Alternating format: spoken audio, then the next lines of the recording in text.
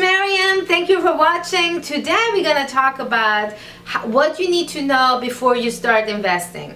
I'm going to break it down in simple terms so you understand it and let's make it easy. So watch this video. Thank you.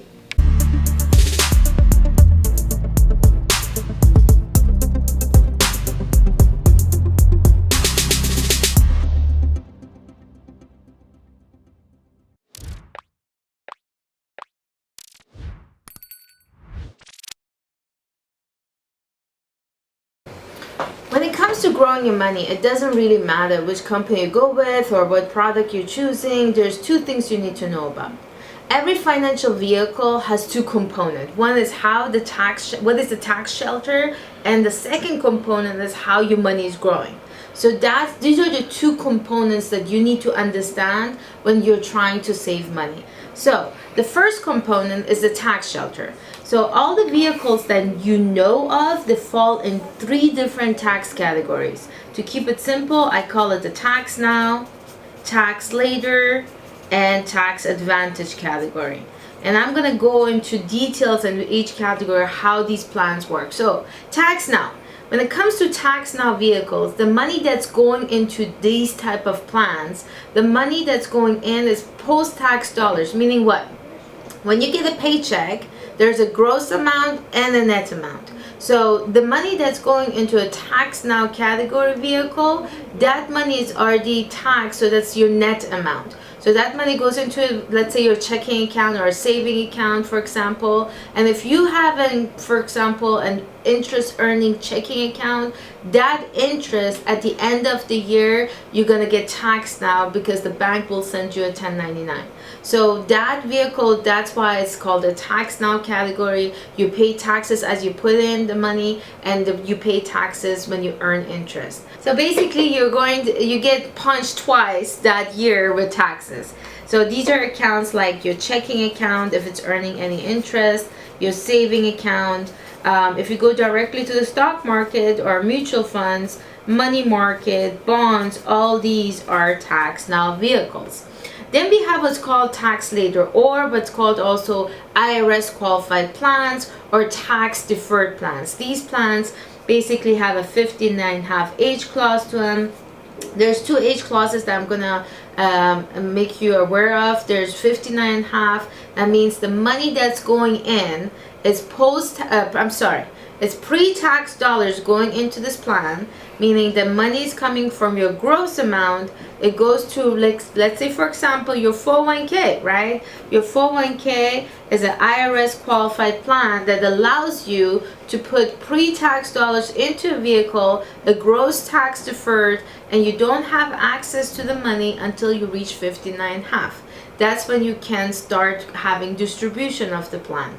Now, if you do early distribution, guess what's going to happen? The IRS will penalize you 10% and you have to pay taxes. So this plan is basically the money's going in, it's giving you a tax benefit today, this year, for example, and a gross tax deferred, but then later on you have to pay taxes. So the plans that fall in this category, these are like your 401k. If you're a teacher or a nurse, you probably have a 403b plan, or if you work for the government, it's 457 plan, or a thrift account, or tax shelter accounts, individual retirement accounts, IRA, SEP IRA for self-employed individuals, pension plan, and the list goes on and on. Here's the trick. I always say if it has a weird name, it's a tax later vehicle. So that's what your tax later account is.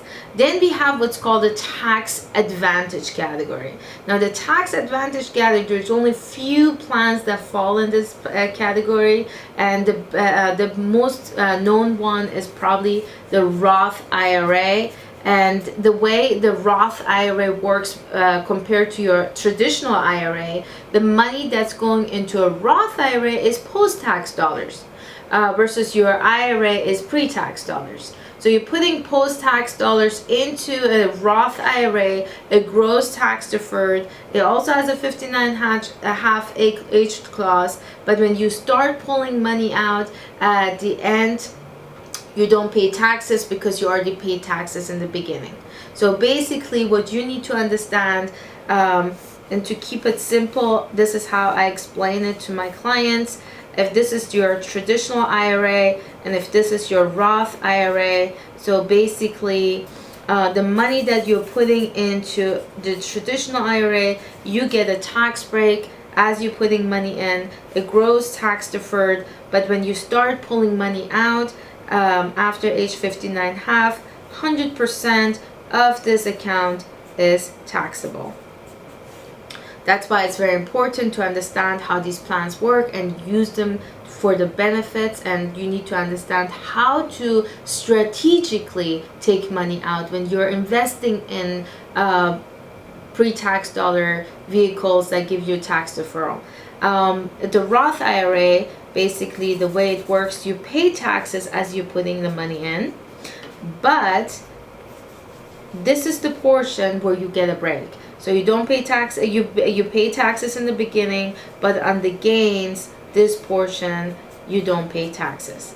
That's the difference between a tax later category versus a tax advantage category. Now, there's other vehicles that fall in this category. Believe it or not, life insurance is a vehicle that falls in this category. Not any kind of life insurance, only the ones that have cash value.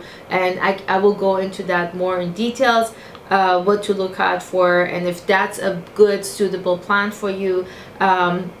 Municipal bonds are plans that fall in this category, and a college plan, the 529 plans fall also in this category. So basically the question is how you want to pay taxes. Do you want to pay taxes now, or do you want to pay taxes later? These are stuff that you are want to look into when you're looking for long-term investments. The second component to any financial vehicle is how your money is growing. So to keep it very simple, there's 3 ways how you can earn money. Either, see, my clients that are more conservative, they go to a fixed account that's mainly offered by the banks, right? So if you go to a fixed account, that's and the majority of people go there, why? Because it's safe and they don't want to have any upside downs of the market. They want to be conservative, but the problem is it's low rate of return, and that's where inflation can be your enemy. So that a lot of my clients that understand inflation and how it can actually, you're losing purchasing power over time. That's why a lot of people go to, a stockbroker or money manager or invest themselves in variable interest earning vehicles. And that's the good news with that is that you have the potential of high rate of return, but you also have to understand there's risk involved. So that's what a lot of people are confused and they don't know what to do, and there's always the back and forth game. So there's a third option. There's a third option, and I specialize in this. And this option, you only find it with insurance companies, and basically it's this concept is called the fixed index concept. It's been around since 1995, but many people don't know about this concept. Why? Insurance companies are just boring companies, and they don't do any advertisement, and they relying on people like me to explain this to their clients. So this fixed index concept is basically, it's an indirect participation with the market. So you're not directly in the market, you're indirectly shadowing per se the market. So the good news is, because it's a fixed product, so it's safe, and it gives you the safety net the fixed product will give you, but it gives you the opportunity to participate with an index, and if the market does well, you have a potential of high rate of returns. So you're kind of getting the best of both worlds, but you need to understand everything has the pros and cons, right? So let me explain to you how this works. If this is, let's say, for example, an index, and most people know of the S&P 500 is one of the indices that's is known to outperform 80% of mutual funds. So if I have a let's say $100,000 in in a fixed index growing vehicle, that money will not be directly in the S&P 500. It will be sitting in a fixed account, but annual point to point, at the anniversary of your policy, they take a snapshot of that index performance. So let's say today is what?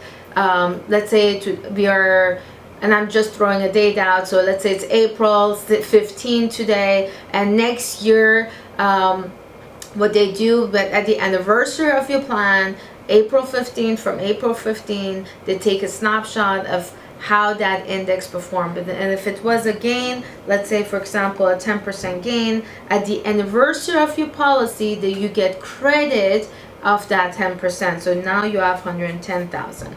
So if you have, so it's a crediting method, right? So it's not a direct investment, it's a crediting method, and you only grow your money when when that index is growing.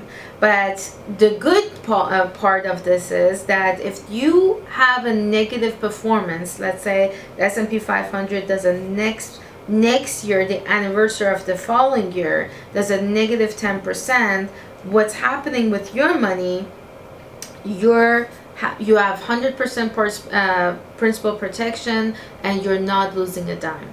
And it's more having a graph like this, not this up and down. So, but what is the drawback, right? Where is, what is the problem here? Because it's too good to be true. A lot of my clients say, this too good to be true. How is that possible, where they give you all the gains and you don't lose anything? Now, there's no such a thing as free lunch. Simple as that. How their insurance companies are able to do that, what they do, they give you a floor and they give you a cap. So most companies on S&P 500, they give you a 0% floor. So that means that's your bottom line. You will never go negative. That's your principal protection. That's the guarantee you get. But if the market does more than a certain percentage, depending on which company you go with, the caps differ. So that's why you have to make sure you know your floors and your caps. So let's say, for example, and I'm just throwing some numbers out, if my cap is 10%, and if the market does a 20% gain, guess what? I don't get the full 20%.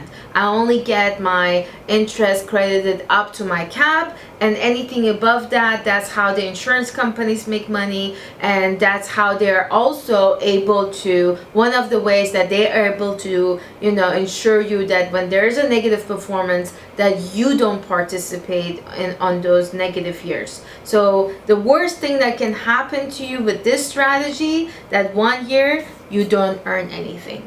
And guess what? We call this, when you earn zero, your zero is the new hero. And that means when you're earning 0% on your plan, that means everybody else is losing money.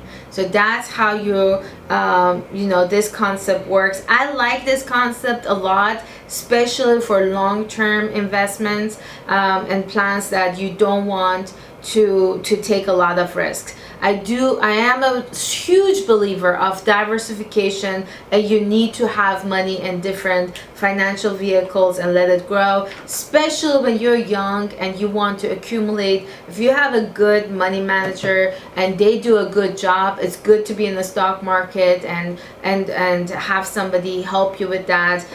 Fixed is good for, if you have, let's say you want to save emergency funds. One thing that it's good for with the bank is it gives you liquidity and it gives you access to money, and is mainly used for short-term goals. But anything long-term, this is what I have been specialized in. I've been doing this for over 14 years, and I've seen my clients, going through different, the economy changes, and I've seen the plans, and they're actually amazing plans. So all what you need to do is educate yourself, learn how every plan works, and make the right decision for yourself. Go.